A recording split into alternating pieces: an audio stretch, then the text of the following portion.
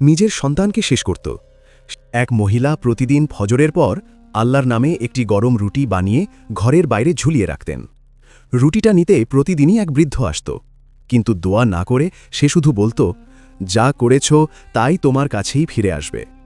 এই কথাটা মহিলার মনে আগুন ধরিয়ে দিত। সে ভাবত, লোকটা কি অভিশাপ দিচ্ছে নাকি? একদিন রাগে ক্ষোভে সে রুটির ভেতর বিষ মিশিয়ে দিল।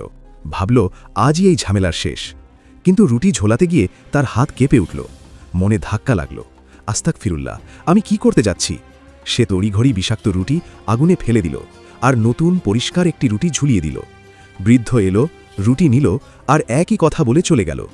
কিছুক্ষণ পর দরজায় জোরে কড়া নাড়ার শব্দ। দরজা খুলতেই তার ছেলে, ছেঁড়া কাপড়, ক্ষুধায় কাঁপছে। সে মাটিতে লুটিয়ে বলল, মা, পথে এক বৃদ্ধ আমাকে একটা রুটি না দিলে আমি আজ বাঁচতাম না। মায়ের বুক কেঁপে উঠল। ওটাই তো সেই রুটি, তারই বানানো। আজ যদি বিষাক্ত রুটিটাই ঝুলিয়ে দিত, তাহলে নিজের হাতেই নিজের সন্তানকে শেষ করত।